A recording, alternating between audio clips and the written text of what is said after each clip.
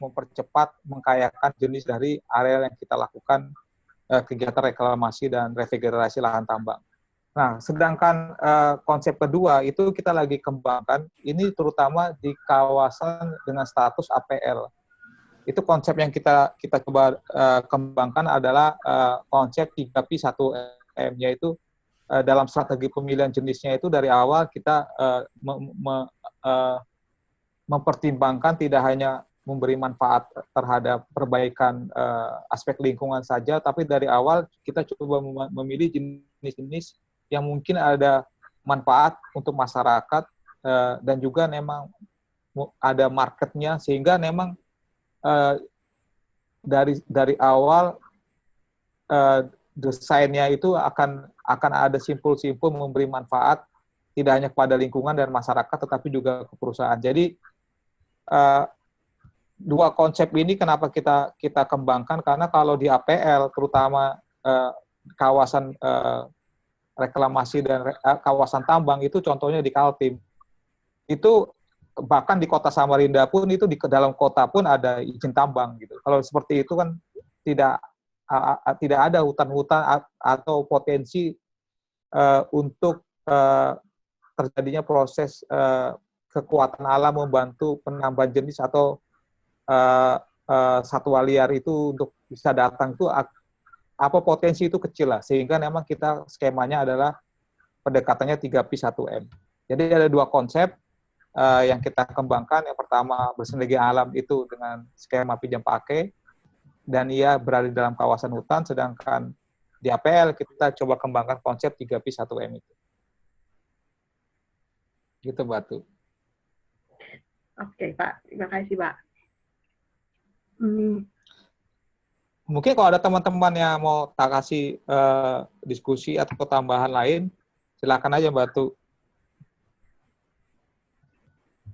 Bagaimana Bapak-bapak, Ibu-ibu, ada pertanyaan yang mendesak dengan penjelasan yang sudah dijabarkan oleh Pak Ishak?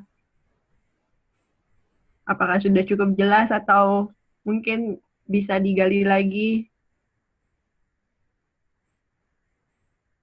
Oke, Bu Yanti, silakan, Bu.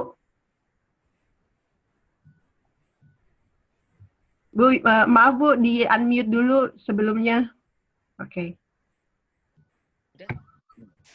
Sudah, kedengaran suaranya? Sudah, Pak. Sudah, Bu. Ya, terima kasih. Saya selalu di sini kalau dalam kegiatan HBTC itu selalu memposisikan, selalu menekankan buat teman-teman yang khususnya itu yang pegawai pemerintah. Karena kita kalau ini kan harus sesuai dengan aturan ya, takutnya nanti kena ini seandainya ada masalah lagi gitu ya. Termasuk harus jeli memilih-milih kita melaksanakan kegiatan rehabilitasi itu di mana. Hutan lindung kah, hutan produksi kah, atau hutan konservasi. Yang paling susah itu di hutan konservasi. Tadi Pak Isa juga sudah sampaikan bahwa hutan konservasi itu kan artinya sangat eksklusif sekali ya, tidak boleh diganggu-gugat, itu pun harus dari jenis-jenis endemik. Nah, hanya kegiatannya dengan jenis endemik ini tadi Pak Ishak menyampaikan bahwa cover crop. Kalau menurut aturan itu bukan cover cropnya yang jenis-jenis untuk jenis endemik, tetapi tanaman yang ditanamnya. Tapi kalau untuk yang istilahnya cover crop dalam rangka mengembalikan tanah itu tidak ada aturannya. Itu. Kemudian saya di sini juga ingin berbagi pengalaman. Saya mempunyai mitra, ya, teman kebetulan kelompok tani di mungkin yang saya sampaikan juga di proposal saya itu, di rencana saya itu, ini arealnya itu di Purwajaya, Desa Purwajaya sebelahan dengan Batua di pinggiran Tahura Bukit Soeharto. Hanya memang ini arealnya adalah APL, PT ABK, mungkin Pak Isya tahu ya. Yeah. Nah, saya yang itu melihat di situ kearifan masyarakat, ternyata idenya mereka melakukan penanaman dengan kayu putih tanpa perlakuan khusus, Pak. Yang tanpa, ya kita tahu sendiri mereka dapat proyek pertama kan 10 hektar gitu kan, tanpa ada perlakuan khusus terhadap tanahnya, dan kayu putih ini tumbuh dengan subur. Sampai sekarang itu sudah berumur 7 tahun. Konon kabarnya tadi sore saya kebetulan baru ketemu juga dengan Pak Bangun, saya melihat ininya, daunnya itu lebih hijau dan tebal. kalau menurut informasi katanya berarti ini kandungannya itu saya kurang paham berapa 1, berapa gitu ya. Itu lebih tinggi dari yang ada di Jawa. Nah, itu mungkin itu bisa menjadikan referensi khususnya kepada teman-teman peneliti ini untuk membandingkan apakah memang kondisi itu yang dilaksanakan oleh mereka itu. Tapi kalau saya mulai berteman dengan kelompok ini pada saat di awal baru umur 7 bulan kayu putihnya itu yang ditanam. Tahun 2010 mereka tanam, kebetulan kita melaksanakan diklat waktu itu di situ dan ditunjukkan ini kegiatannya, dan sampai sekarang pun kadang saya masih membawa peserta untuk melihat ini loh kondisinya, bahwa ternyata dengan mungkin kemampuan masyarakat mereka juga bisa mengembangkan kawasan ini ya, bisa mereklamasi ke lahan bekas tambang. Dan satu lagi, mungkin saya sudah sampaikan di diskusi, jangan lupa ada peraturan baru tentang RHL bahwa P70 itu tidak digunakan lagi. Ada peraturan yang lebih baru lagi, yang lebih spesifik itu bisa dilihat bagaimana jenis tanaman di hutan konservasi itu yang kriterianya yang bagaimana, seperti berdaur panjang, perakalan dalam, evaporasi rendah, termasuk jenis-jenisnya, dan juga ada jenis-jenis tanaman untuk di hutan kota, hutan produksi, hutan lindung, dan lain sebagainya. Mungkin ini bisa menjadi referensi bagi teman-teman khususnya mengelola kawasan hutan yang di ini kawasan hutan negara. Kalau kawasan KBNK atau APL ya itu mungkin bebas. Perusahaan yang punya lahan sendiri ya mungkin bebas, itu tidak tidak terikat dengan jenis tanaman. Dan satu lagi mungkin ini pemikiran bagi kita, kita sudah rehabilitasi itu tadi saya sependapat, restorasi itu tidak sependapat bahwa tidak mungkin berhasil tanpa bantuan masyarakat. Cuma sekarang ini kan yang kita gencar ini melibatkan masyarakat untuk terlibat dalam kegiatan rehabilitasi. Tapi setelah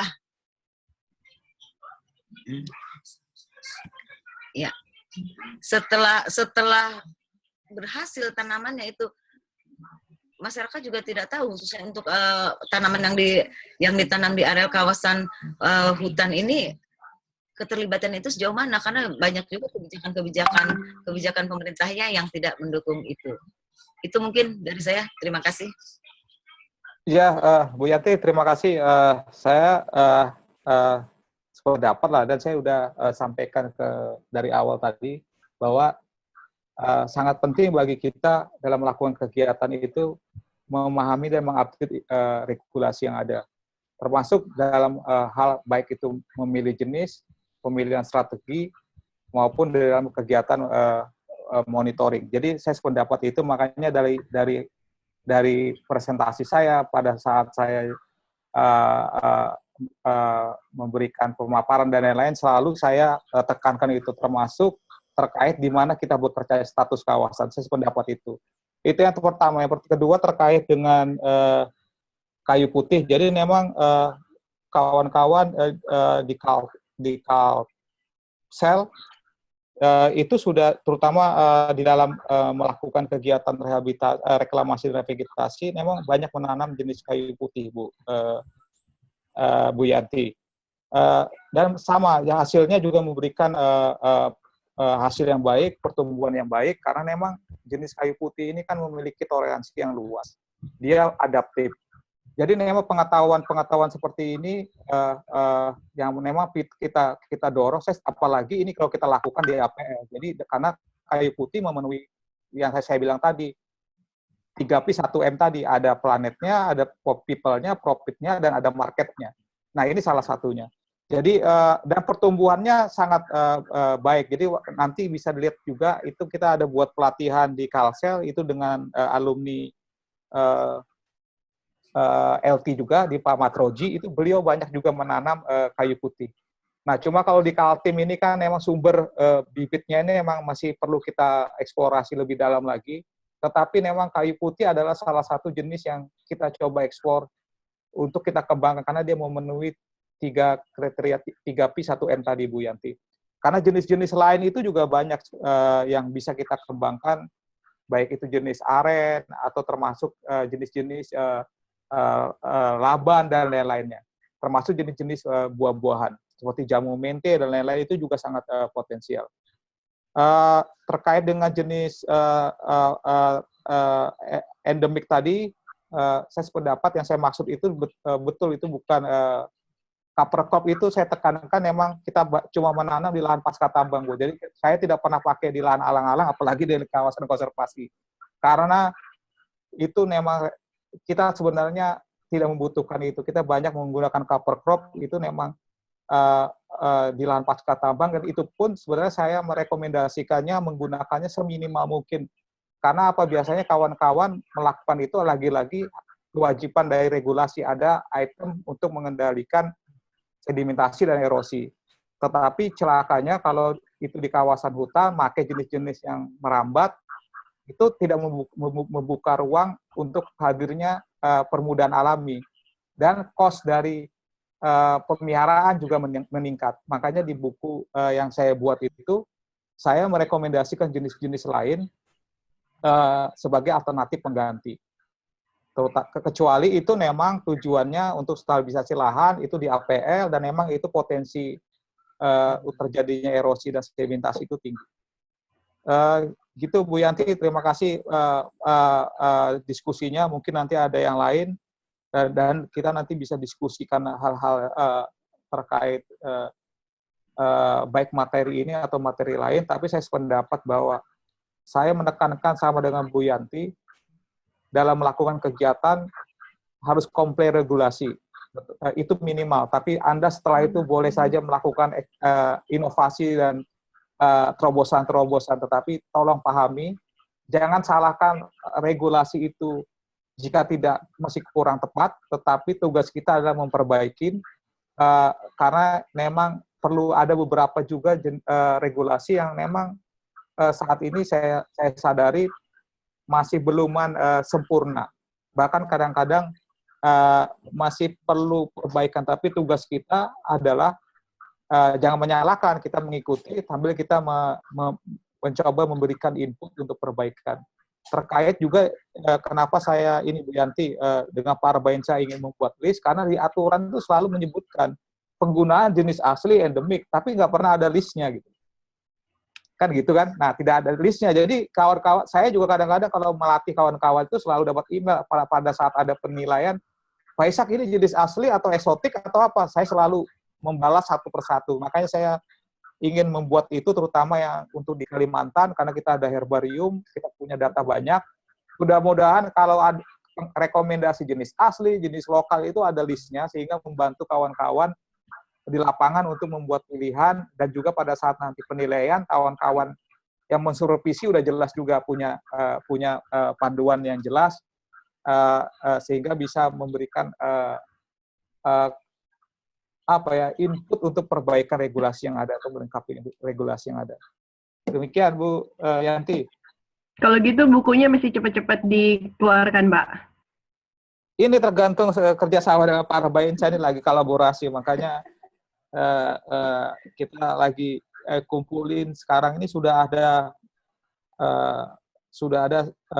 hasil sih, cuma kita lagi sempurnakan, tapi mudah-mudahan ini bisa menjadi inspirasi buat kawan-kawan yang nanti yang ada di Sumatera, yang ada di Sulawesi, karena kita sudah punya banyak herbarium, tetapi kita ada informasi yang gap-nya masih belum bisa terisi. Mudah-mudahan nanti khususnya yang di Kalimantan kita bisa cepat memberikan informasi itu.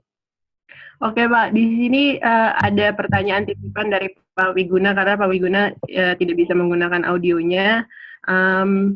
Soal sumber benih untuk tanaman aslinya, apakah dipertimbangkan asalnya terkait soal keragaman genetik? Ya, jadi ini hal yang penting ya, tetapi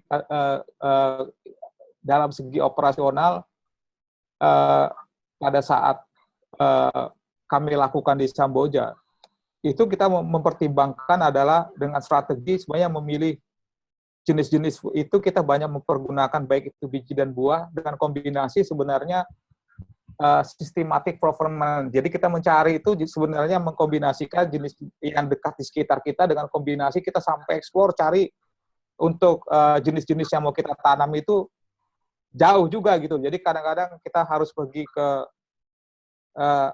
kalau ada teman-teman herbarium eksplorasi, nanti kita titip Pak, nanti kalau sekalian nanti pergi ke Bulungan, kemana-mana itu kita titip nanti, jadi seperti itu. Jadi memang harusnya kita pertimbangkan, terutama terkait dengan isu perubahan iklim saat ini, karena yang kita cari adalah jenis-jenis yang handal, yang juga kita harus perhatikan dari keragaman genetik itu. Tetapi memang untuk dalam skala operasional, kadang-kadang itu kita bisa lakukan dari segi praktis dengan cara itu tadi, kita mengkombinasikan, tetap memperhitungkan, tetapi kita mengkombinasikan tidak dari satu sumber, tapi variasi sumber benih yang ada dari asal-usulnya. Jadi di Samboja Lestari seperti itu juga, kami tidak pernah menanam jenis-jenis yang hanya dari satu lokasi dekat. Kami biasanya mengekspor meskipun itu jenis yang sama, tapi kita pakai juga dari beberapa tempat. Itu juga sebenarnya ingin meningkatkan keragaman genetik yang ada. Walaupun memang di operasionalnya kadang-kadang makanya itu juga penting bagi kami. Sudah saatnya lah pada saat kita melakukan kegiatan di lapangan, yang kita ajarkan adalah pemahaman seperti ini, bukan hanya mengajarkan cara menanam, tetapi juga pemahaman bahwa pentingnya menjaga keragaman genetik ini. Bagaimana caranya untuk meningkatkan keragaman genetik dan lain-lain. Jadi pertanyaan Pak Wiguna sangat penting, dan itu apalagi di saat isu perubahan iklim seperti ini yang memang tidak menentu, iklim antara curah hujan, kekeringan dan lain, keragaman genetik menjadi penting untuk kita lakukan dalam kegiatan rehabilitasi atau restorasi terkait dengan asal-usul bibit. Oke. Di sini juga ada Bu Pipit. Bu Pipit mungkin mau langsung menanyakan. Saya senang sebenarnya pertanyaan itu langsung ya, karena kalau dibaca itu kadang-kadang panjang. Saya juga harus lihat di layar, harus ini. Jadi kadang-kadang saya juga mohon maaf ke kawan-kawan, karena jika masih ada kisi-kisi yang pertanyaan kawan-kawan yang masih tidak terjawab, nanti bisa saya kasih email, nanti bisa diperdalam lagi. Kalau ada pertanyaan langsung malah lebih baik, karena bisa kita interaksi dan lebih enak sebenarnya bagi saya. Jadi mungkin karena itu Bu Pipit mau bertanya langsung, Pak. Ya, silakan Bu Pipit, selamat malam. Selamat malam, tes suaranya bisa terdengar? Bagus, Bu. Terdengar Bu Pipit, ya. Oke, terima kasih banyak kesempatannya. Saya kebetulan nyambung dengan yang disampaikan oleh Bu Yanti ya terkait dengan kayu putih.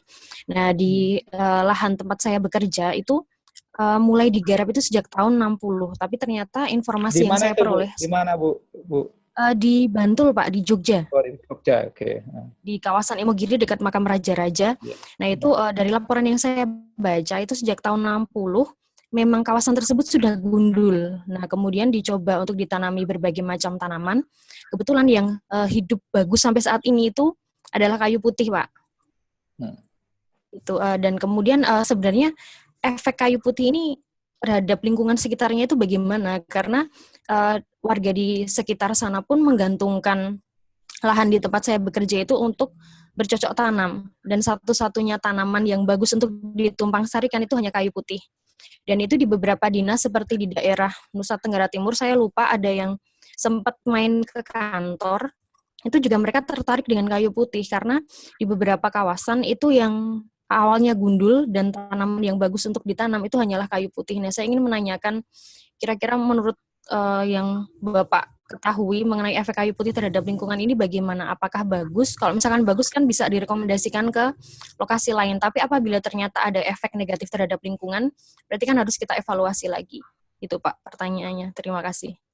Iya, jadi Bu Pipit, jadi sebenarnya dalam strategi kegiatan penanaman itu kita harus lihat ya. Jadi kalau kita belajar dulu tuh trilogi hutan, sekarang oke lah kita tambahkan lagi ada keterkaitan antara tanah, vegetasi, iklim mikro, dan aspek mikroorganisme yang ada. Jadi sebenarnya sangat penting pada saat kita melakukan itu adalah perbaikan iklim mikro.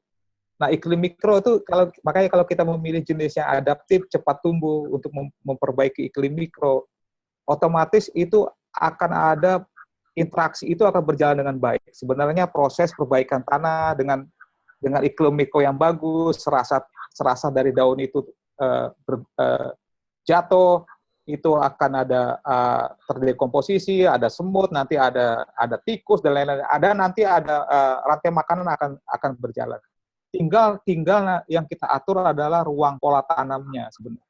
Nah, kadang-kadang kita ini selalu terjebak di pola tanamnya yang selalu monoculture. Jadi sebenarnya kalau kita bisa mendesain kegiatan-kegiatan, contohnya tadi ya,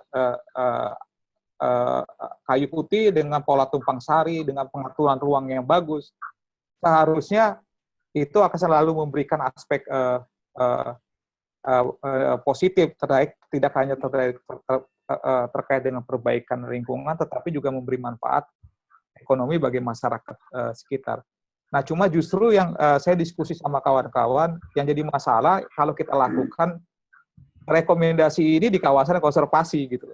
Nah, itu saya waktu itu diskusi juga dengan partisipan di angkatan pertama, itu bilang, sama, Pak, saya menanam ya cuma bisa tumbuh kayu putih, tapi di kawasan konservasi tidak disarankan. Kalau saya menyarankan adalah yang diatur adalah pola ruangnya. Karena kalau pada saat kita berhasil memperbaiki iklim mikro, itu ruang yang kita atur, sebenarnya jenis-jenis lain itu juga akan masuk. Tetapi makanya kalau saya tidak terlalu terpaku penggunaan jenis endemik itu, atau kalau jenis asli itu oke, saya karena jenis asli mesti ada jenis-jenis yang mempunyai toleransi yang luas. Tapi kalau jenis-jenis endemik itu biasanya, taruhlah jenis endemik Kalimantan, jenis endemik Jawa itu spesifik ruangnya. Biasanya jenis-jenis itu masuk dalam kategori itu karena juga sudah langka. Dan untuk hidup pun juga dia harus punya set spesifik. Jadi sebenarnya itu lebih cocok untuk pengkayaan. Nah, terkait dengan itu, Bu Pipit, yang penting adalah pengaturan ruang. Kalau dari aspek perbaikan kualitas, aspek saya yakin itu akan ada korelasi yang justru positif. Cuma nanti tergantung di mana kita bekerja, status kawasan itu jadi penting juga. Pada saat kita jangan juga nanti rekomendasinya membabi buta semua kayu putih gitu. Padahal itu di kawasan konservasi. Tetapi bisa juga kita nanti atur di pola ruangnya. Contohnya seperti itu, Bu Pipit. Contohnya di lahan tambang, pasca tambang, kami tanam di jenis-jenis itu. Selalu terlihat ada korelasi. Dari lahan alang-alang atau lahan pasca tambang, akan ada korelasi pada saat terjadi vegetasi, perubahan iklim mikro, vegetasi bertumbuh, itu akan ada korelasi karena terjadi rantai makanan, dan itu ada perbaikan dari lingkungan itu sendiri. Jadi yang penting adalah pengaturan pola ruang tanam kita itu. Gitu, Bu Pipit. Oke, Pak. Makasih, Pak. Di sini juga ditambahkan sama Bu Yanti, kalau kayu putih itu bisa ditanam di kawasan konservasi termasuk dalam golongan MPTS maksimum 10%. Ya, betul. Ya. Kalau menarik juga, Pak. Di sini udah banyak yang ngantri. Ada yang mau bertanya lanjutannya. Bu Uli, mungkin silakan, Bu. Oh, Bu Uli ada pertanyaannya ya? Iya. Oke. Halo, selamat malam. Malam, Bu Uli. Halo. Ya, oh ya, malam. suara saya bisa terdengar ya? Bisa, terdengar, Bu. Baik. Halo. Ya, silakan Bu Uli. Ya. Terima kasih, Pak. Ini untuk saya sekalian ngobrol-ngobrol nih. Kebetulan saya dari Kebun Raya Bogor ini, Pak. Saya ingin coba menanggapin tadi Bapak yang cerita tentang buku yang baru disusun ya.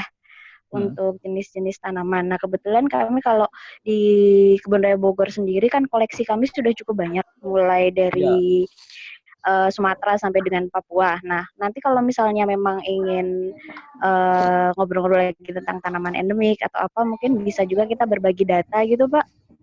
Ya, senang, Bu Uli.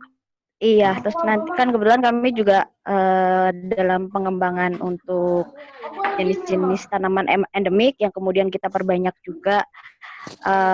Ada unit kami, ada unit reintroduksi tanaman langka, itu khusus untuk mengembangkan jenis-jenis tanaman langka, terutama untuk yang kayak Dictyrocarpaceae, terus yang jenis-jenis tanaman langka lainnya. Mungkin yang dari Kalimantan ini banyak juga ini Pak jenisnya Pak. Iya. Nanti kita bisa diskusi diskusi lebih lanjut lah. Itu yang pertama satu itu, yang kedua tadi disampaikan juga kan untuk pelibatan masyarakat itu akan lebih meningkatkan keberhasilan program gitu ya Pak ya. Ya. Nah,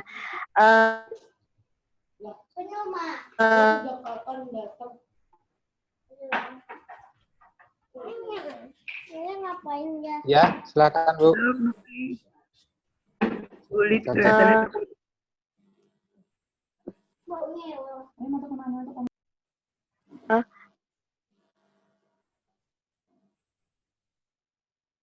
Halo Buli. Putus. kira-kira kalau nyambung ini kah? Iya. Halo. Putus-putus Halo ya, Bu Atu. Buli. Halo Pak Ishak. Ya, putus-putus. Lanjut sekarang bagus, Buli. Oh ya. Oke. Mohon maaf ini sinyalnya sepertinya juga putus-putus ini. Oke, tadi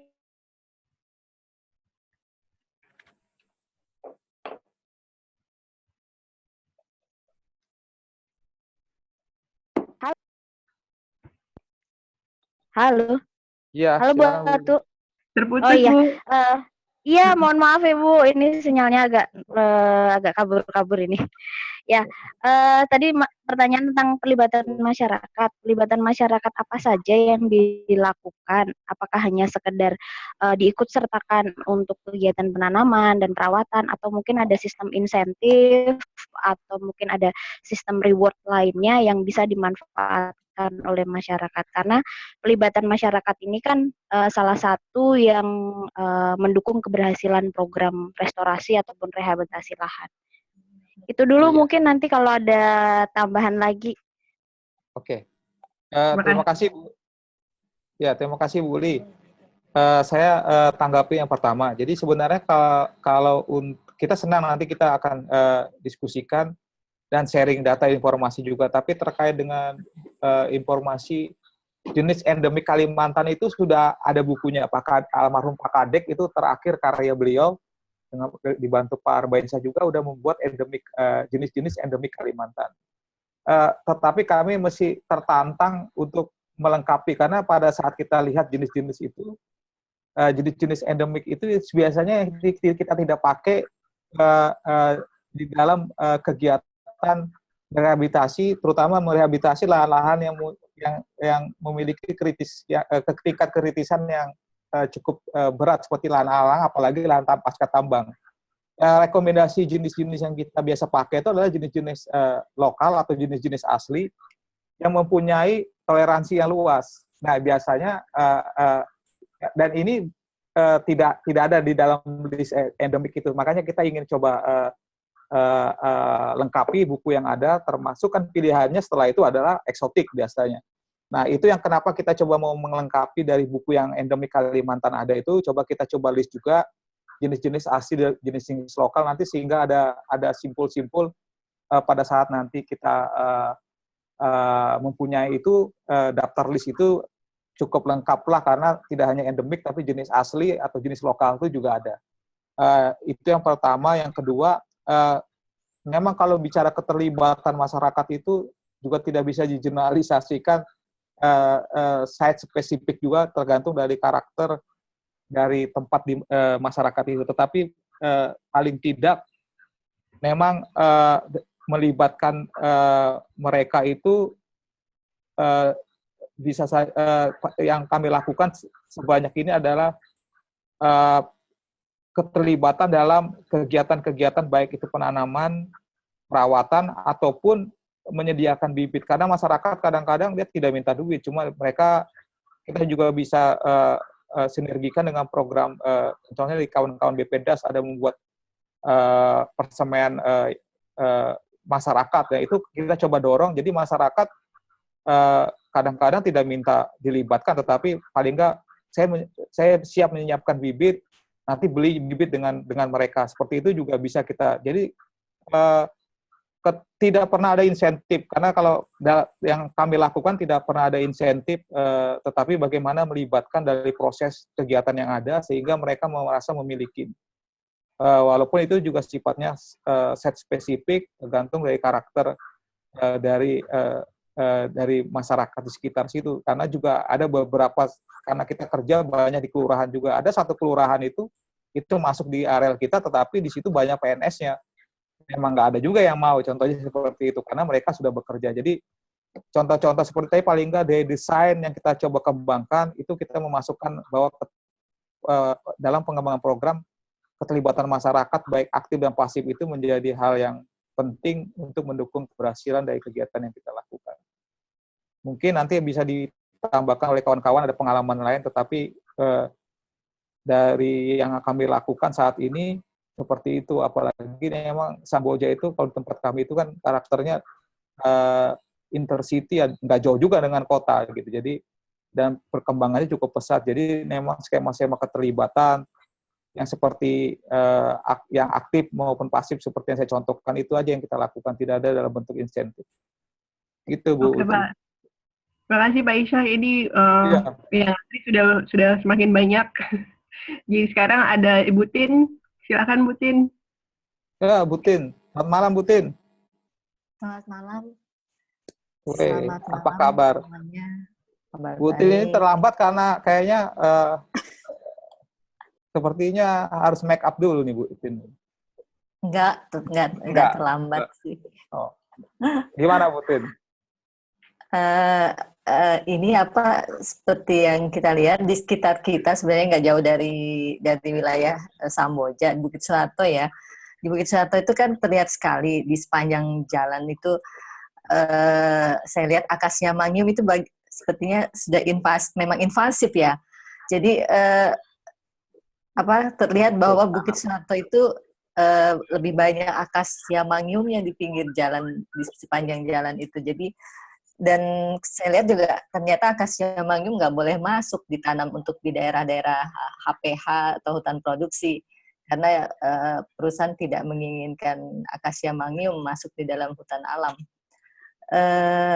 Itu juga menjadi PR buat kita gimana caranya Bukit Soeharto itu tidak lagi dikuasai oleh jenis akasia mangium. Terus yang kemarin saya juga ada menuliskan di dalam diskusi tentang karena ada dua fokus di lahan alang-alang dan lahan bekas tambang, itu dalam kegiatan rehabilitasi penyiapan lahannya tidak dijelaskan ya Mas Pak Imsak. Karena saya pikir di lahan alang-alang seperti disebutkan bahwa untuk kondisi lahan alang-alang di APL atau di luar kawasan mungkin bisa dianggap sebagai cover crops. Tetapi dalam kegiatan rehabilitasi itu bagaimana cara penyiapan lahan alang-alangnya? Karena setahu saya dulu ada penelitian Bu Dr. Murniati, dia melakukan 3 treatment perlakuan untuk penyiapan lahan alang-alangnya dan memang menghindari untuk melakukan membakar gitu ya, karena ini akan memberikan contoh yang tidak baik buat masyarakat, tetapi juga menjadi kontroversi ketika penyiapan lahan yang dilakukan oleh masyarakat tradisional dalam penyiapan lahan perladangan berpindah itu sampai sekarang masih menjadi kontroversi meskipun kemudian keluar peraturan tidak boleh melakukan perladangan berpindah dengan cara penyiapan lahan dibakar. Nah ini yang mungkin tadi belum sempat kita bahas, mungkin tadi lebih ngebahas pada jenis-jenis tanaman ya yang arahnya lebih fokus ke kayu putih tadi ya. Oke, mungkin itu saja Mas Imsak.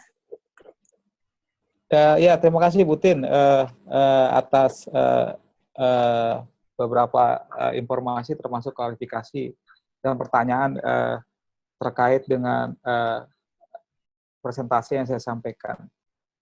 Terkait dengan poin pertama itu contohnya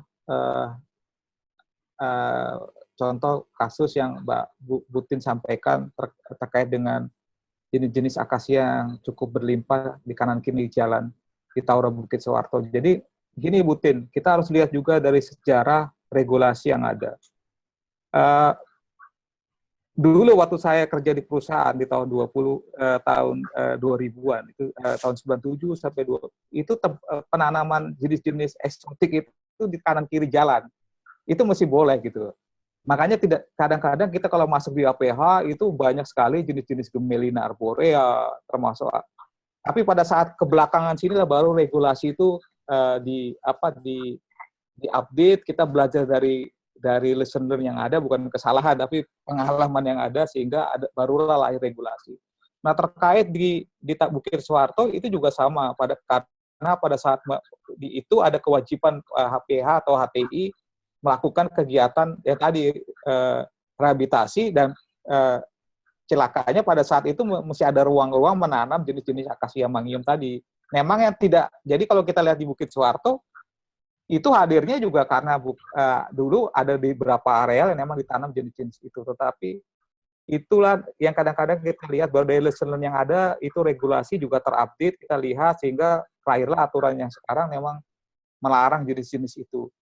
Itu yang pertama. Yang kedua, terkait dengan penyiapan lahan, tadi di awal saya sudah sampaikan yang kita lakukan di Samboja Lestari, kita mengharamkan tidak boleh dalam kegiatan penyiapan lahan membakar, itu tidak boleh sama sekali, karena justru kita menjaga dengan tidak terbakar itu proses suksesi alam berjalan. Yang kita lakukan adalah, paling banyak kita lakukan adalah dengan sistem jalurnya juga sebagian besar kita lakukan jalur roundup, minimal di jalur roundup. Jadi di jalur kita roundup itu, tapi banyak juga yang jalur dengan cemplongan. Jadi kita tidak pakai metode yang merebahkan itu, karena dari segi operasional juga kadang-kadang lihat topografinya, dan itu tidak terlalu, kita belajar di lapangan lah, dari segi kepraktisan kadang-kadang juga itu efektif tapi tidak efisien dan memerlukan waktu yang panjang. Tapi yang banyak kita lakukan terutama di Samboja Lestari adalah kita merekomendasikan jalur round up. Jadi kita meminimalkan jalur hanya di round up, tapi banyak juga pada bagian-bagian kita sistem cemplongan, dan juga ada jalur cuma di jalur saja. Jadi kita pakai semua memang manual. Jadi kita merekomendasikan seperti itu, tapi kita tidak pernah yang tadi dengan metode merebahkan, kami tidak pernah pakai di Samboja Lestari, karena pada saat kita datang situ memang alang-alangnya juga sudah tebal. Kadang-kadang kita jalan aja di situ ada lubang-lubang, kita suka jatuh. Jadi kita lebih enak juga dalam mengontrol, kita banyak menggunakan jalur round up. Walaupun pada saat itu memang banyak juga yang tidak suka, terutama pada saat itu Pak Willy sebagai inisiator kegiatan, karena beliau sangat mengharamkan menggunakan herbisida. Tapi bagi kami di lapangan tidak ada kami mempertimbangkan jika kita pakai minimal, ini juga bagian teknologi, harusnya tidak masalah, dan ini adalah pilihan yang efektif dan efisien. Itu Bu Tin. Oke, Pak Ishak. Kita lanjut ke Pak Toro ya, Pak Ishak. Pak Toro ya. Ada pertanyaan lagi nih. Ya, mungkin langsung aja Pak Toro, lebih baik, jadi biar tangkapnya lebih jelas. Siap, Pak Ishak.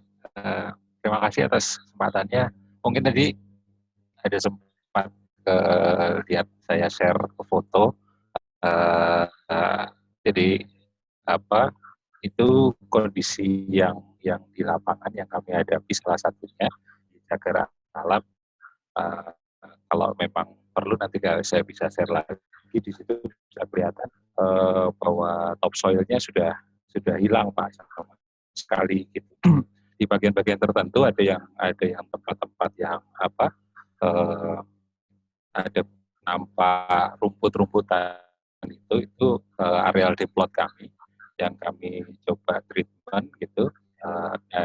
Cuman kami sempat coba 12 jenis yang kami ambil dari tegakan yang masih bagus di sekitar situ. Nah, itu yang persen tumbuhnya cukup bagus itu hanya 3. Jadi Casuarina nobilis, kemudian Pintangur, kemudian satu lagi Simpur.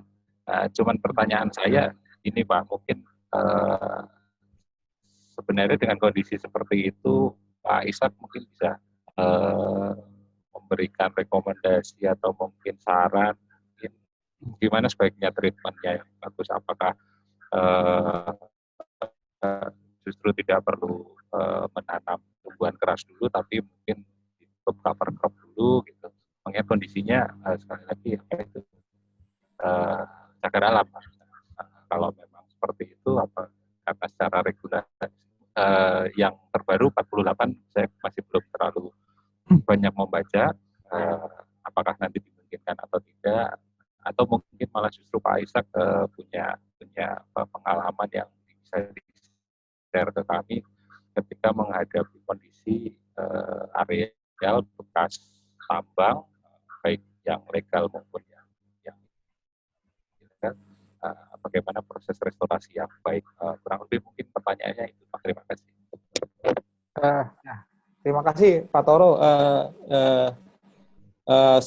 sharing gambar, termasuk juga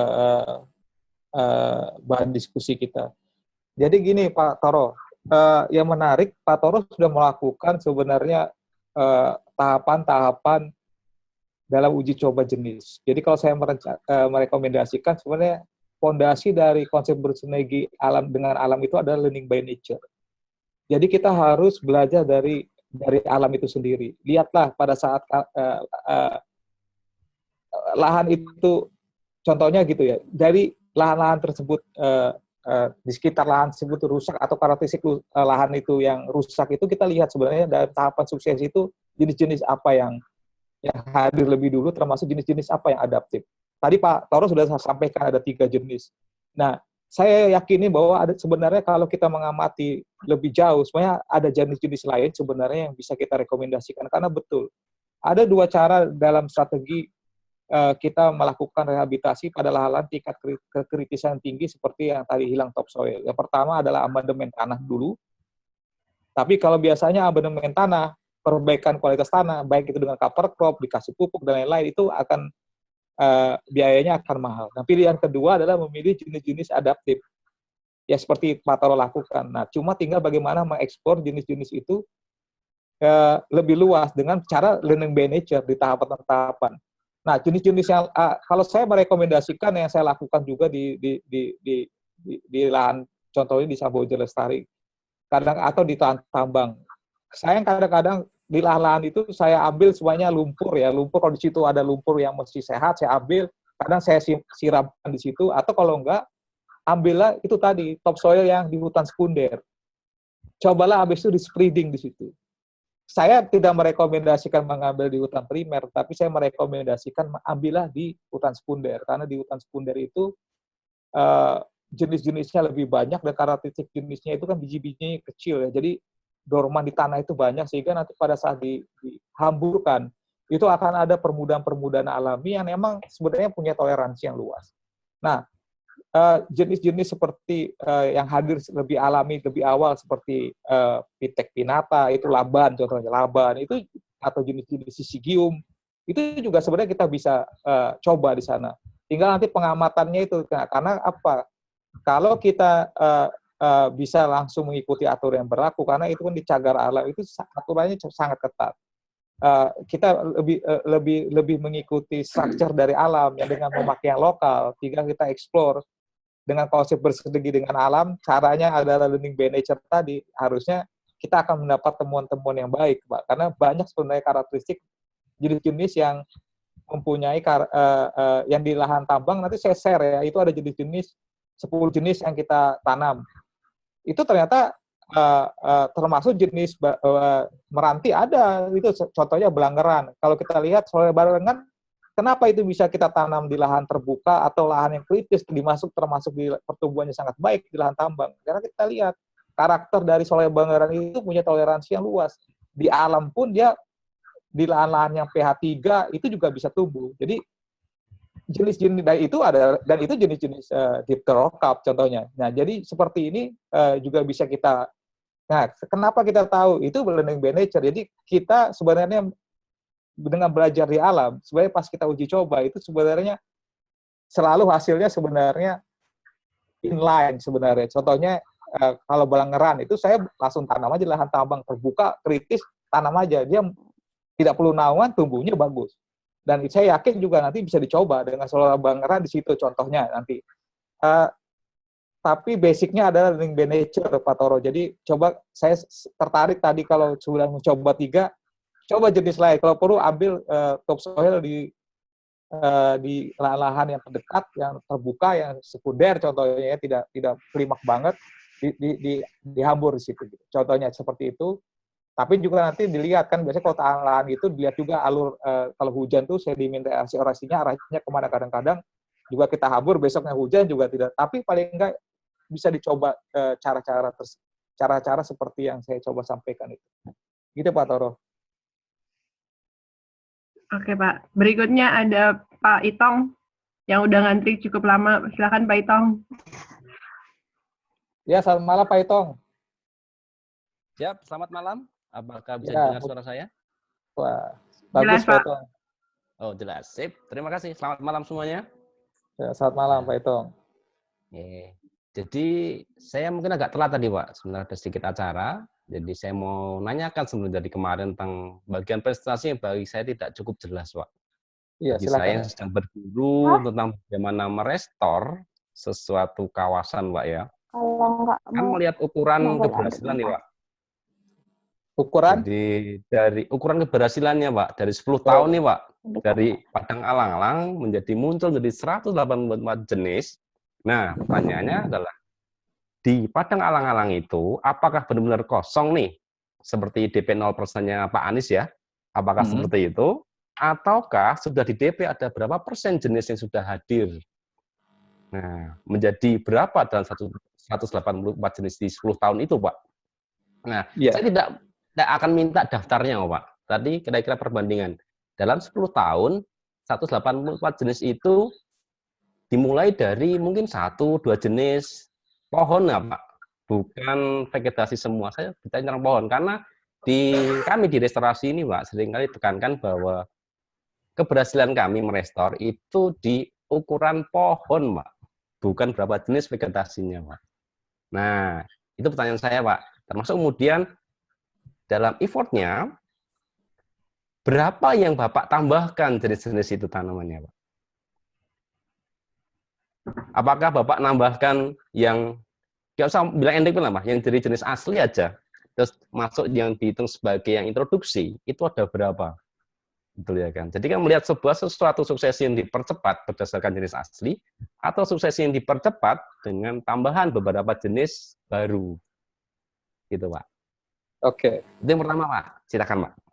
Oke, Pak Itong, saya dari awal presentasi saya menyampaikan bahwa dalam melakukan kegiatan restorasi kita harus tepatkan kembali terkait dengan tujuan. Tujuan kita melakukan restorasi itu apa? Yang kedua, di mana kita bekerja atau status kawasan. Nah, terkait dengan kegiatan yang saya lakukan di Samboja Lestari, contohnya yang di informasi. Karena kalau Samboja Lestari ini, saya termasuk pionir ya dari awal yang mengikuti sebenarnya. Jadi kalau kita lihat lahan alang-alang, itu sebenarnya kayaknya lahan alang-alang semua, tapi sebenarnya di dalam itu paling tidak ada 15 jenis lain di dalamnya. Yang memang jumlahnya memang tidak dominan, tetapi dia ada di dalamnya itu. Jadi saya ingin menyampaikan bahwa terkait dengan kita harus membatasi dulu dengan tujuan pengelolaan. Karena di Samboja Lestari itu kita udah menetapkan pada saat itu tujuannya untuk wildlife restoration, mendukung kegiatan rehabilitasi dan introduksi orang hutan.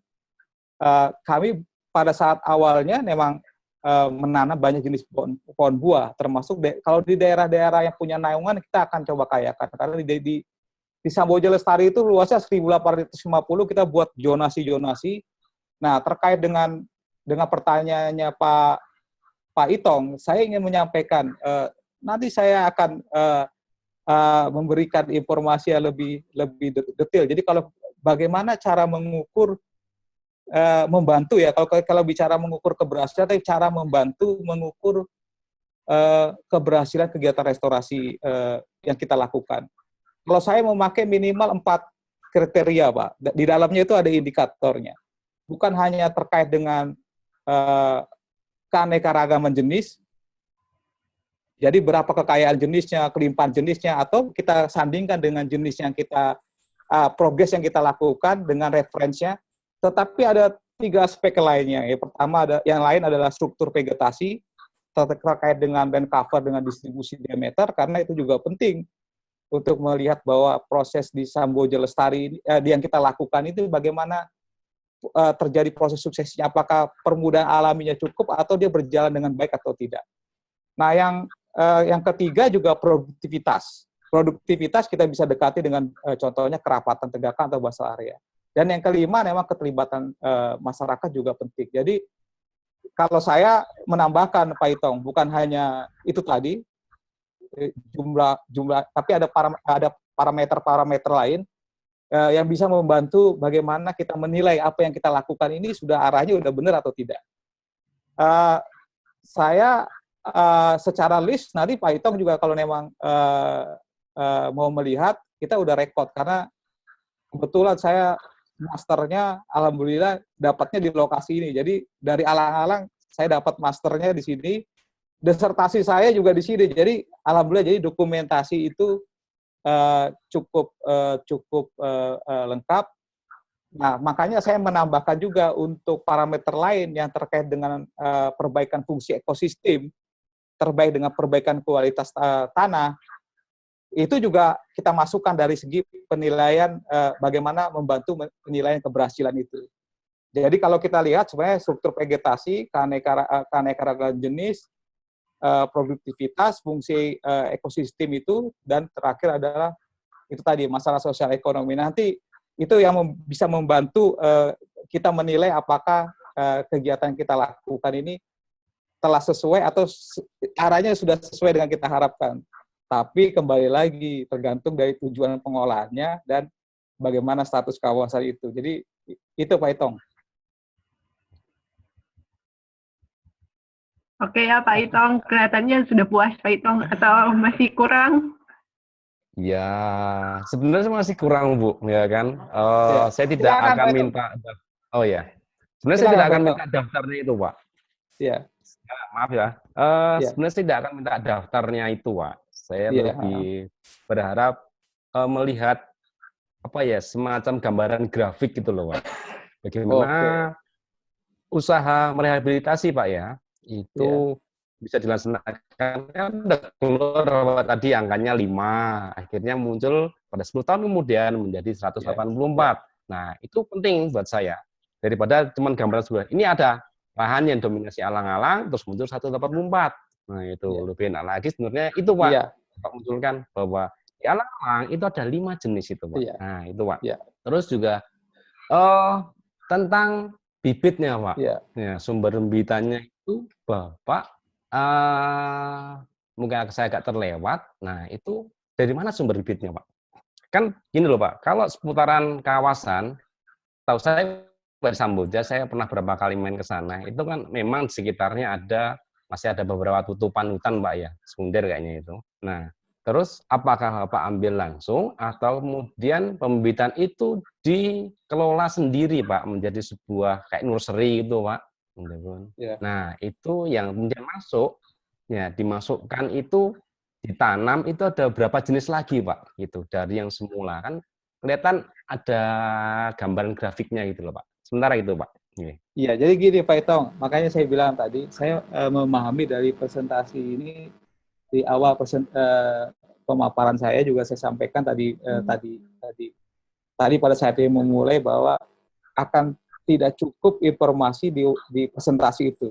Makanya saya akan backup dengan data-data publikasi yang ada yang menguatkan hasil listener yang ada di kegiatan kita.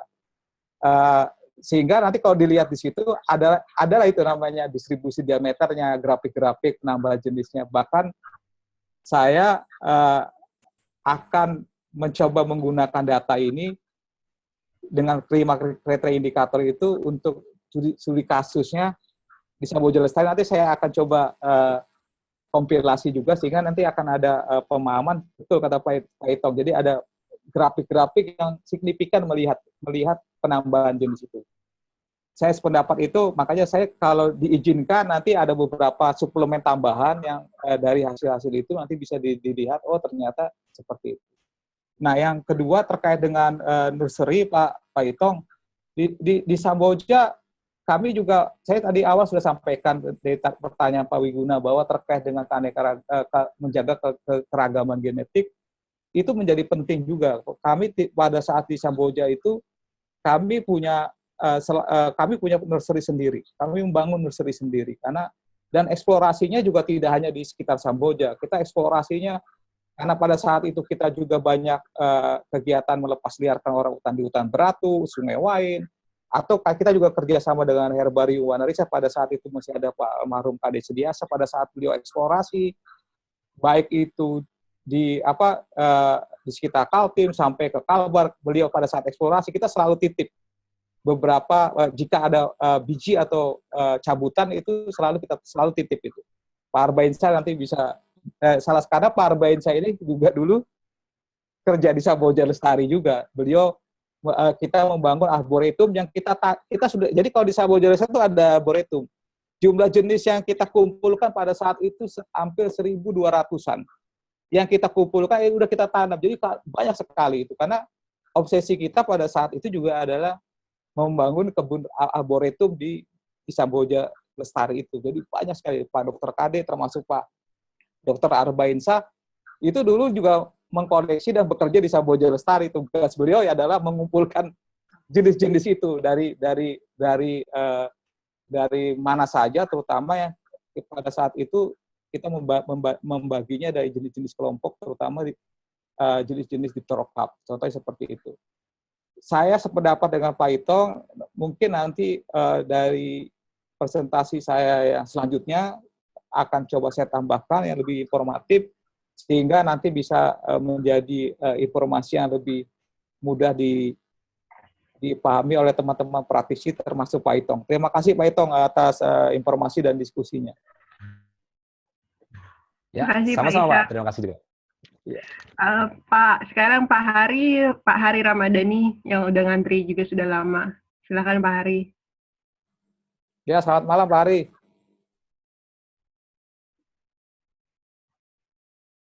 Silakan Pak Hari di-unmute dulu Pak.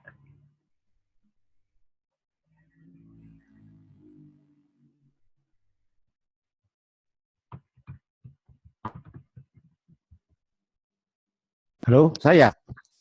Iya, Pak. Oh, saya Hari Subarka tadi. Soalnya Hari Ramadhani beda. Ya, selamat malam Pak Hari. Halo, selamat malam Pak Ishak. Ya, malam menarik sekali sebenarnya bisa belajar dari panjenengan. Saya orang Jawa, jadi mungkin bahasanya agak campur dengan bahasa Jawa. Ya, sama-sama. Saya juga banyak belajar sama kawan-kawan karena punya pengalaman masing-masing dan itu memperkaya kita semua, Pak Hari. Betul, terima kasih Pak Ishak. Mohon maaf tadi saya agak terlambat dalam perjalanan, tadi saya dari Bogor. Jadi kebetulan tadi ada seminar tentang Tiger, Sumatran Tiger, jadi saya ketemu teman-teman di sana, ini agak terlambat. Tadi kalau yang saya masih agak penasaran, kalau yang tadi sudah disampaikan ya sama Butin kalau nggak salah ya, tentang penyiapan lahan apakah cuma sekedar, kalau misalnya itu dari awal kan misalnya udah dikupas, benar-benar dikupas gitu, apakah kemudian tanahnya memang dikembalikan, ditutup lagi seperti semula gitu atau enggak, atau mungkin Pak Ishak datang ke situ sudah bentuknya alang-alang sehingga tidak ada perlu perlakuan tanah terlebih dahulu misalnya seperti itu. Ya itu beberapa yang masih belum jelas bagi saya. Kemudian yang kedua, karena ini mengusung konsep 3P, People, Planet, and Profit, sebenarnya ini menjadi satu konsep yang sangat menarik dalam konteks restorasi, karena seringkali ya restorasi itu hanya semata-mata kita membangun hutan, kira-kira seperti itulah bahasa mudahnya. Jadi kita seperti membangun hutan kembali, kemudian ya udah selesai. Tapi di situ ditekankan bahwa aspek people-nya di situ kan menjadi sangat penting. Tadi mungkin sudah sedikit disampaikan bahwa mereka terlibat dalam beberapa kegiatan, termasuk dari fase perencanaan sampai ke hasil akhirnya. Menarik juga untuk mungkin bisa diketahui, bisa dibagi ke teman-teman di sini semua. pasca itu kemudian apa yang bisa dimanfaatkan oleh masyarakat. Artinya kan tidak semata-mata hanya oh ya udah itu hutan, mari kita jaga bareng-bareng, kan tidak seperti itu. Mungkin akan ada manfaat sosial yang lain. Nah, itu yang mungkin belum tersampaikan oleh Pak Ishak. Kemudian yang ketiga ya yang aspek ekonominya. Apakah kemudian ketika hutan itu setelah sekian 10 tahun lah kira-kira, apakah ada keuntungan ekonomi yang bisa diambil dari situ? Karena dari awal memang konsepnya kan 3P. Terlepas dari mungkin tujuannya adalah membuat habitat untuk orangutan gitu ya. Tapi apakah akan ada aspek ekonomi di situ? Karena ini menyangkut konsep dasar yang diangkat. Kemudian seberapa, karena aspek sosial sama ekonomi ini kan saling kait mengait gitu ya. Jadi apakah ada keterkaitan yang sangat kuat gitu ya antara yang bisa dimanfaatkan oleh masyarakat dengan ekonomi yang bisa diambil oleh masyarakat. Bagi saya itu sesuatu yang sangat menarik gitu ya. Kalau dulu ya kebetulan saya memang tidak sampai selesai, tapi dari awal saya mencoba membangun konteks sosial dan ekonomi. Bahkan saya masukkan aspek budaya juga. Waktu itu saya di Kalimantan Timur di lahan-lahan kebun sawit yang tidak tertanam. Waktu saya masih gabung di perusahaan sawit itu. Nah, itu saya coba restorasi, tapi kemudian saya di situ mencoba berbicara dengan teman-teman asli di sana, teman-teman dari Dayak, ada Dayak Kayan sama Dayak Kenyah, ada dua itu. Nah itu saya bicara dengan teman-teman di sana, kira-kira apa ini? Oh mereka butuh pandan, mereka butuh ini dan sebagainya. Nah kita coba kombinasikan dengan hal-hal seperti itu gitu ya, sehingga outputnya tidak semata-mata mungkin kalau Mas Itong tadi kayu pohon, tapi kalaupun misalnya kemudian pandan itu secara sosial dan secara ekonomi itu cukup penting bagi masyarakat itu, ya kenapa tidak, kira-kira seperti itu.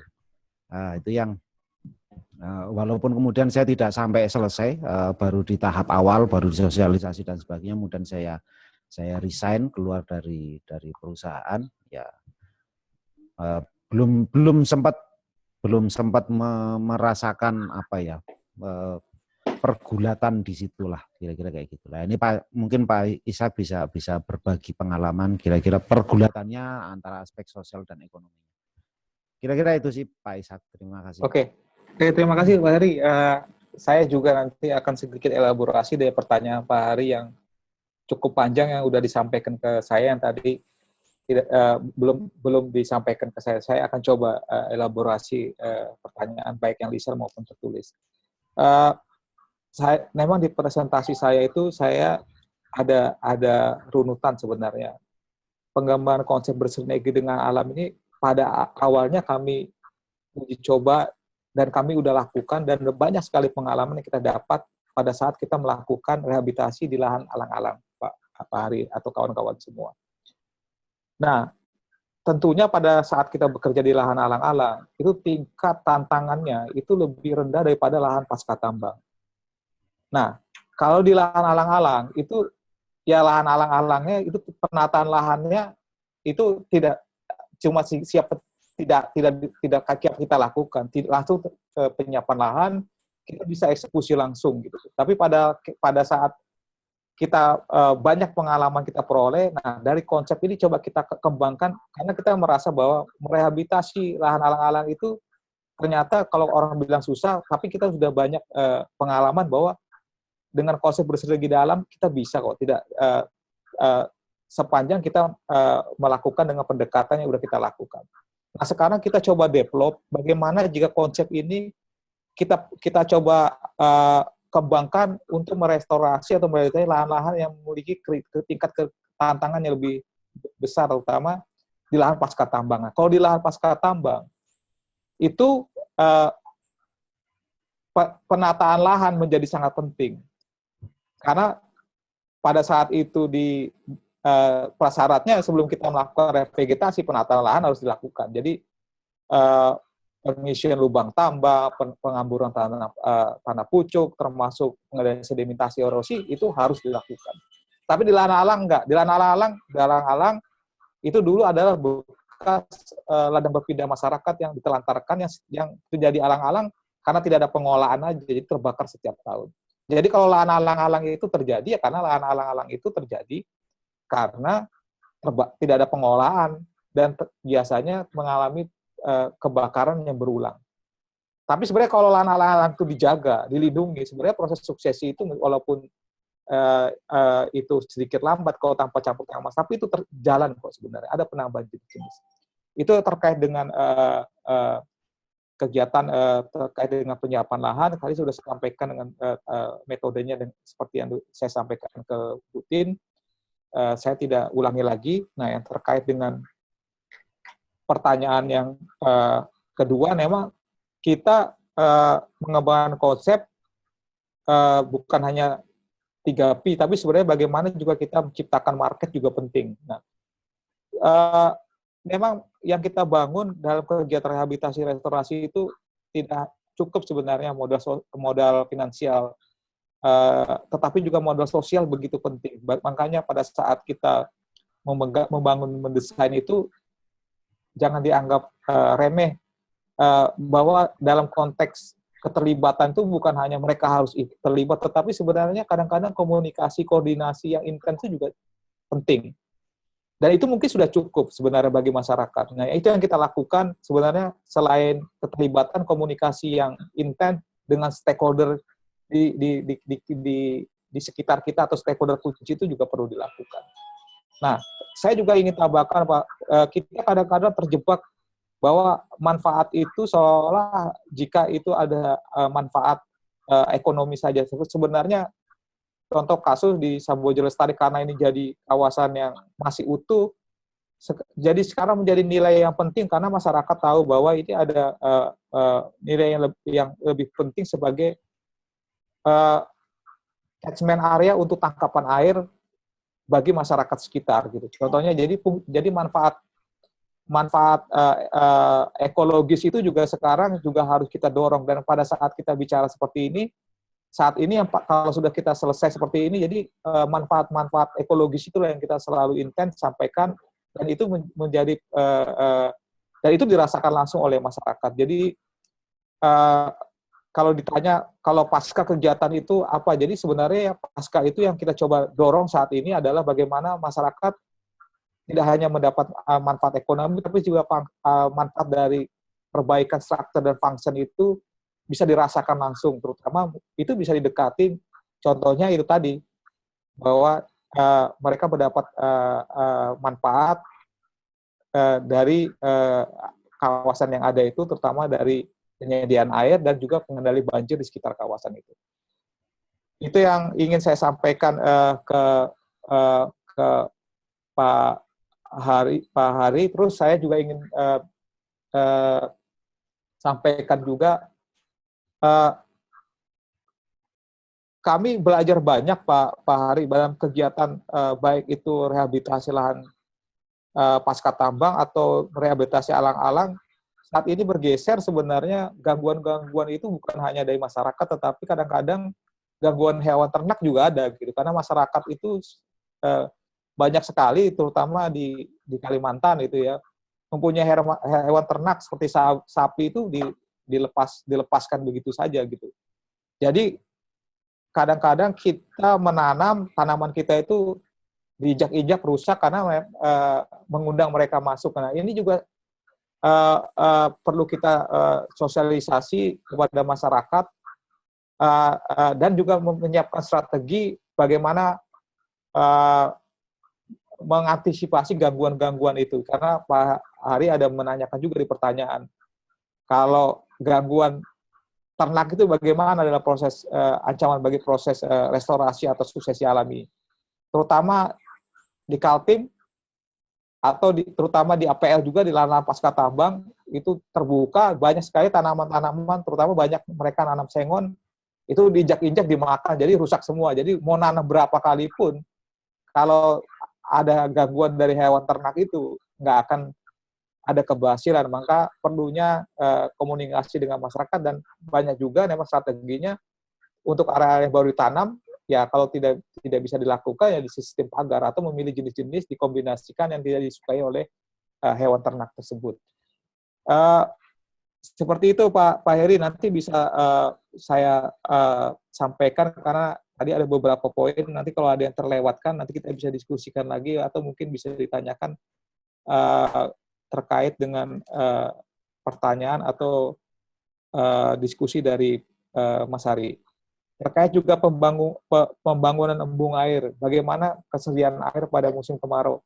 Memang betul, pada saat kami membangun kegiatan di Samboja Lestari, hal yang kami lakukan pertama adalah kami membangun menara air dan membangun embung air. Karena kami tahu bahwa lahan alang-alang terjadi karena ancamannya adalah kebakaran lahan yang terjadi berulang. Jadi bagaimana kita mengantisipasi, nah salah satu mengantisipasinya adalah melengkapi SDM dan peralatan, diantaranya yaitu membangun menara api dan membangun banyak embung air. Jadi kalau di Samboja Lestari contohnya, akan kita temukan banyak sekali embung-embung air yang memang kita siapkan untuk mengantisipasi jika terjadi kebakaran lahan. Gitu Mas Hari. Gimana Pak Hari? Sudah terjawab semua ya Pak?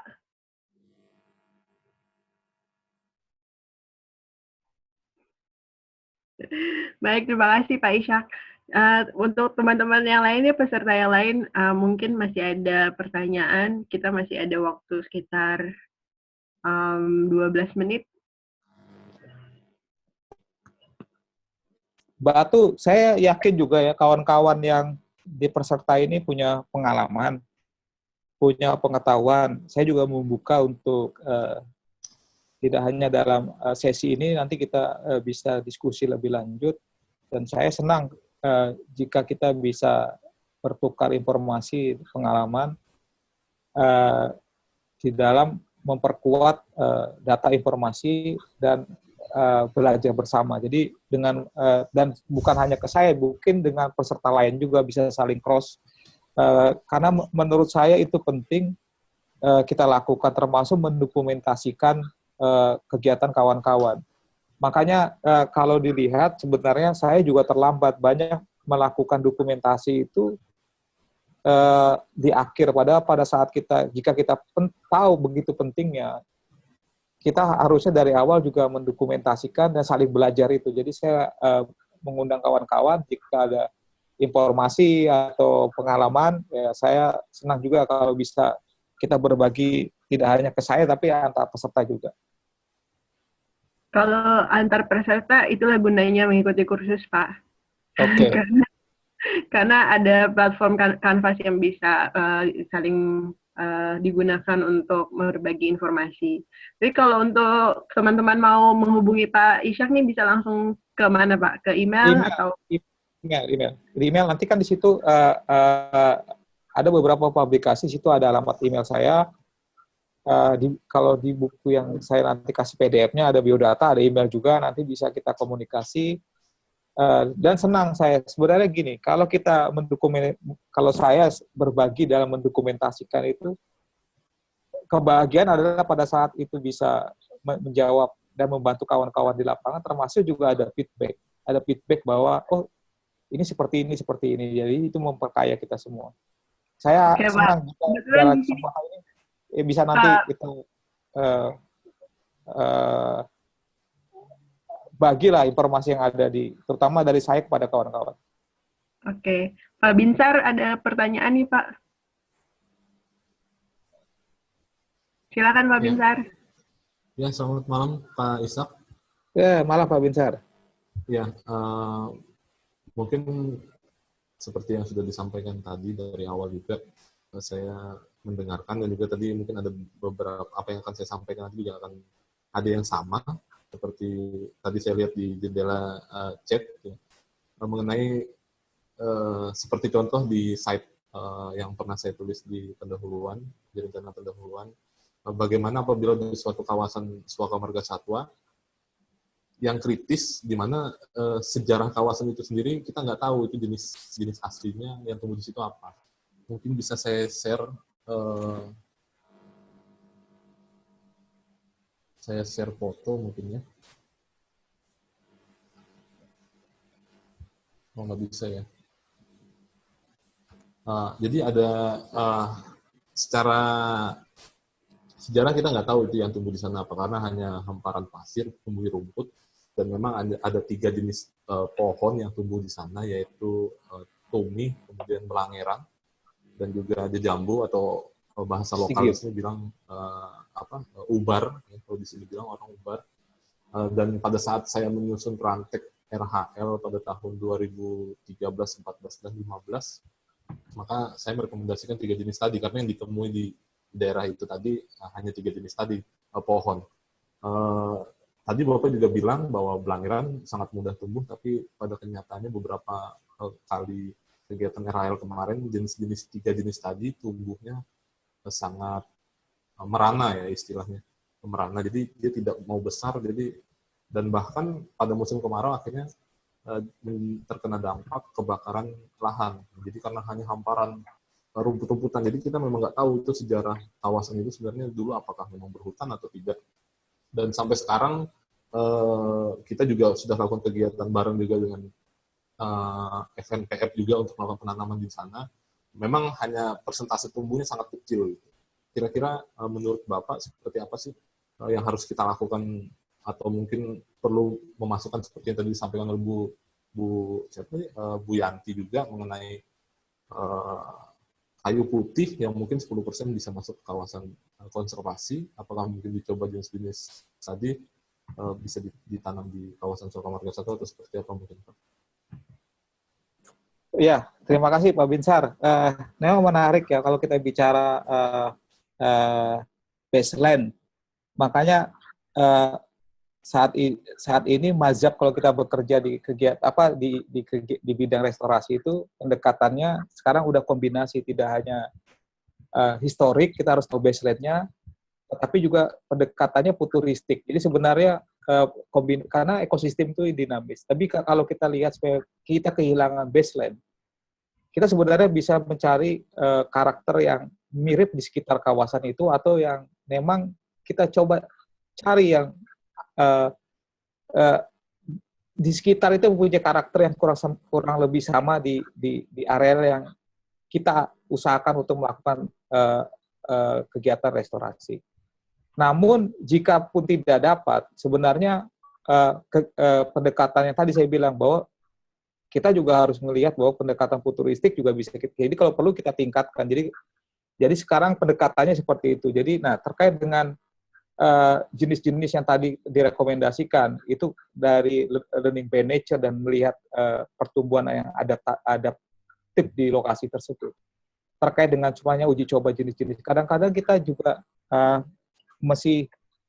kadang-kadang kita bilang tidak perlu aspek teknis kita ajarkan lagi, tetapi kadang-kadang ini juga perlu kita ingatkan dan kita perlu quality control yang bagus, karena kadang-kadang kita juga dari skala operasional itu kadang-kadang masih banyak menemukan aspek teknis dalam memilih bibit yang baik saja. Yang siap tanam yang baik itu aja kadang-kadang lupa dari segi operasional, termasuk dengan metode tanamnya.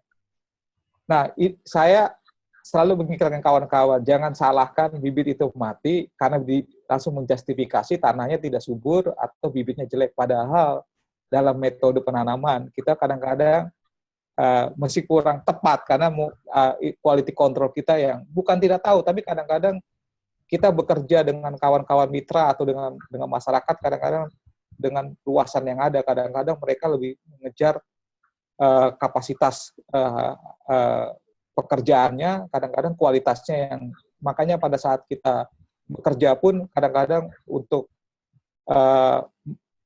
quality control terhadap pekerjaan itu termasuk juga menggunakan metode yang baik dan benar itu harus kita kontrol dengan baik. Nah, termasuk sebenarnya saya juga menarik kalau belangeran ditanam seperti itu, sebenarnya banyak hal-hal yang bisa kita lakukan untuk meningkatkan kualitas itu dengan konsep berseri dengan alam itu. Kita bisa membuat semuanya lubang tanam yang ada, terus kita coba campurkan dengan mungkin topsoil yang ada di sekitar situ atau dari luar, atau mungkin juga kita bisa mencoba dengan serasa yang, karena saya sekarang banyak juga menggunakan serasa pada saat melakukan penanaman di musim kemarau, karena saya tidak pakai alat fosep, serasa saya rendam di air pakai karung gitu, habis itu nanam itu kita selain itu jadi mulsa, tapi sebenarnya dia meresap air pada saat kemarau itu akan lembab dan memberi persen tumbuh yang baik. Dan itu tidak beli dan tidak mahal sebenarnya. Jadi pendekatan-pendekatan itu yang bisa kita lakukan. Saya coba ingin sampaikan ke Pak Binsar, cobalah kita perhatikan dari tatanan yang ada seperti tadi. Jika itu sudah kita lakukan, ya memang perlu ada solusi untuk penambahan jenis-jenis yang lain, termasuk tadi kalau memang ada ruang-ruang 10% di kawasan itu untuk MPTS, bisa kita coba. Cuma nanti di cross check lagi. Memang kan saya belum cek detail, tapi apakah kayu putih itu memang, ya tapi saya setuju dengan saya pernah juga membaca aturan bahwa 10% itu sebenarnya masih bisa, kita tinggal pola ruangnya aja. Tetapi yang ingin saya garis bawahi, Pak Binsar, terobosan-terobosan itu terus harus kita lakukan, dan memang harus tetap jangan menyerah, karena dengan pendekatan bersinergi dengan alam, sebenarnya banyak material yang di alam itu sudah menyediakan semua, termasuk kenapa kita buat biochar, serasa. Itu tidak mahal, cuma kita harus lakukan. Mungkin dengan metode-metode ini bisa meningkatkan persen tumbuh dan perbaikan pertumbuhan, contohnya belanggaran yang tadi musim merana dan lain-lain. Coba kita coba dorong lagi itu, Pak Binsar, mungkin perlu sentuhan yang intensif. Nanti ya kita bisa diskusi lagi, lihat perkembangannya ada. Tapi menarik juga kalau pertumbuhan yang ada itu masih merana dan kehilangan baseline. Nah, itu juga menarik gitu. Nanti coba saya juga menarik kalau memang ada. Tapi bagi saya sebenarnya baseline itu harusnya dengan mencari lokasi yang terdekat, dengan membandingkan karakter yang ada, harusnya baseline itu ada kok itu sebenarnya. Tapi kalaupun tidak ada, jangan khawatir, kita bisa juga mengkombinasikan dengan yang namanya pendekatan futuristik itu. Itu Pak Binsar. Iya, Pak Ishak, terima kasih banyak. Tadi juga mungkin sempat tershare mungkin di screen, itu adalah salah satu lokasi yang tadi saya sampaikan mengenai kegiatan RHL yang sudah kita coba tanam 3 jenis tumbuhan, yaitu tumi, kemudian ubar, jejambu atau belangera juga, yang dimana ya tadi seperti dilihat di gambar mungkin Pak. Nah, ini sejauh mata memandang kita lihat hanya hamparan rumput, yang di bawahnya hanya pasir. Ini kejadian tahun 2015.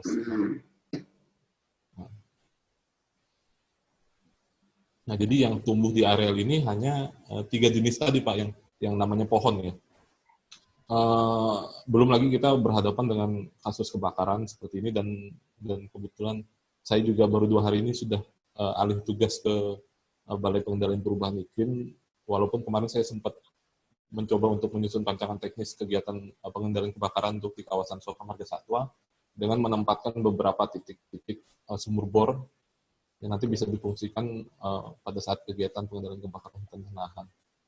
Yeah. Kalau berbicara mengenai baseline, di sebelah kawasan SM tadi, Soka Marga Satwa tadi, ada kebun rakyat ya kalau tidak salah, yang mana oleh Dinas Kehutanan Kabupaten itu ditanami justru jenis invasif, yaitu akasia. Dan akasia itu sendiri merana Pak, tumbuh di situ. Gitu loh. Kemudian juga pernah ditanamin jambu mente, sama juga merana. Jadi kami serba salah, apakah kawasan ini tetap dipertahankan memang seperti itu, apakah ada yang salah pada proses kegiatan rehabilitasi kemarin. Ya, jadi gini Pak Binsar, nanti saya coba sharing juga ya. Kita punya alat yang sederhana membuat biochar ya. Jadi biochar itu sebenarnya juga menarik kalau kita bisa mengintervensi untuk memperbaiki kualitas tanah. Nanti kita bisa diskusi, bisa juga nanti diuji cobakan atau di-sharing dengan teman-teman, karena di lahan pasca tambang kami juga banyak pakai untuk pertanian pun kami banyak pakai menambahkan pupuk organik itu dengan kompos itu dengan biochar yang meningkatkan kualitas tanah. Tapi mungkin upaya-upaya ini perlu dilakukan karena kalau kita lihat dia merana itu artinya mungkin ada masalah di iklim mikronya dan tanahnya, sehingga memang perlu intervensi untuk meningkatkan perbaikan kualitas tanah itu. Tapi caranya ya banyak cara juga sebenarnya yang bisa kita lakukan.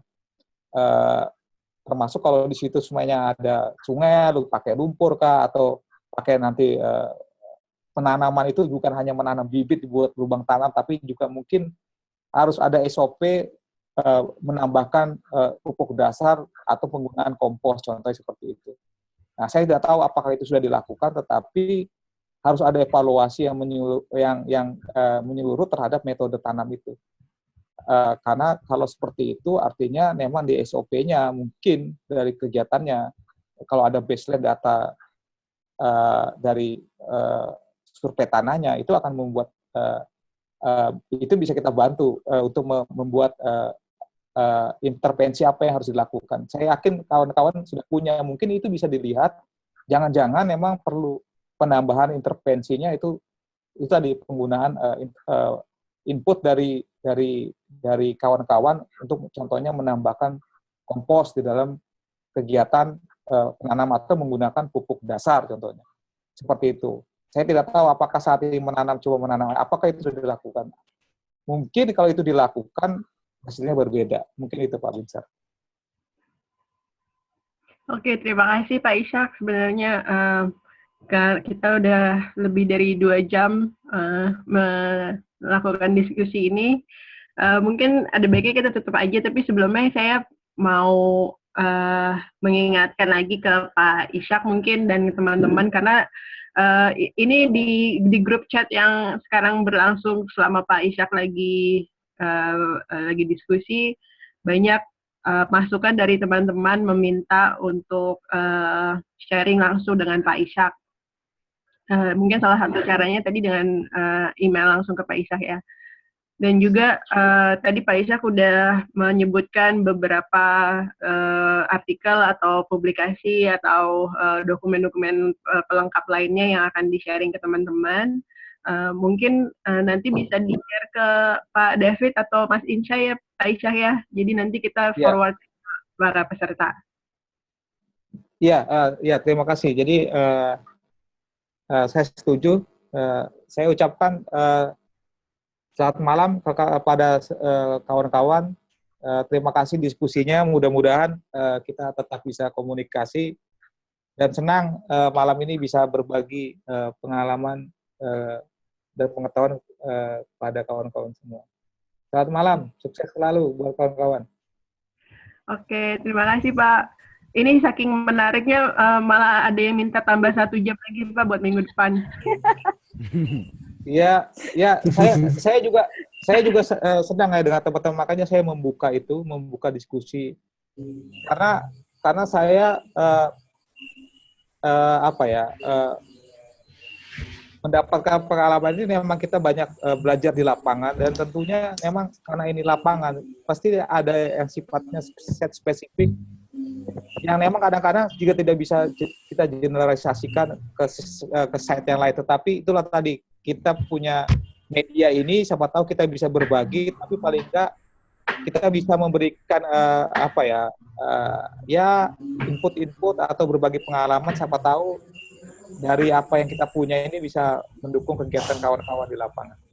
Saya senang aja bantu, nanti kita bisa diskusi lebih lanjut dari email atau komunikasi lain. Kalau tambah 1 jam nanti siap-siap snack dulu. Ya, saya sudah ada kopi. Ini saya ada molen ini, siapa mau? Angkringan. Oke, jadi mungkin tapi betul juga ya, karena saya dengan Pak Insa ini subuh ya Pak Insa ya, jam 4 subuh itu sudah kalau Pak Barja tadi bilang kan di Bogor, harusnya tadi nggak usah pulang. Kita kalau gitu tadi diskusinya di samping kami, karena kami di Bogor. Jadi saya pun memang sedikit agak apa ya. Kalau tadi Bogor datang ini. Sedikit tahu saya kalau Pak Isa di Bogor. Pak Isa tahu kalau Pak Isa masih di Bogor, kalau tahu sampai gitu malah mending tadi langsung datang ketemu aja. Nah, ini kan saya Lucu Mas Hari. Ini kan Lucu Mas Hari. Jadi kalau orang Jawa namanya kecelek ini, Pak. Nah, itu. Jadi kalian harusnya Mas Hari atau teman-teman tadi datang aja langsung. Dan emang tadi dimulai dari 4 subuh jadi apa? Memang sedikit kadang saya juga mohon maaf kalau tidak fokus ya, karena memang kami melakukan perjalanan yang dimulai pagi hari ya. jam 4 subuh. Gitu kawan-kawan, tapi nggak apa-apa, saya senang. Terima kasih kepada kawan-kawan semua, mudah-mudahan nanti kita bisa diskusi lebih lanjut by email atau komunikasi lain. Terima kasih Mbak Atu. Oke, terima kasih Pak Ishak. Yo, Pak Eri semua. Kalau gitu minggu depan saya ingatkan teman-teman untuk siap snack sebelum sesi diskusi berlangsung. Ya. Ya, karena ini live berarti snacknya virtual aja. Iya, betul. Terima kasih banyak Pak Ishak sekali lagi. Dan sampai istirahat. Semoga juga bisa bersambung di kesempatan lain, dan Pak Ishak jadi bisa buat Pak Hari dan Bu Uli bisa dikejar Pak Ishak besok pagi di Bogor. Ya, kami sama Pak bukan hanya Pak saya loh, Pak Insa, Pak Devin itu juga ada di sini. Oke. Jadi kawan-kawan yang mau ketemu bisa datang. Kalau pengen ke Bogor malam ini lanjut sih ya.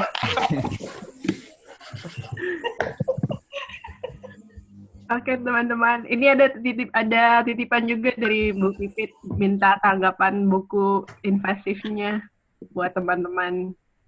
Mungkin itu bisa buat besok karena kita semua mungkin perlu istirahat dulu. Oke. Ya, terima kasih. Selamat malam. Terima kasih semua. Selamat malam.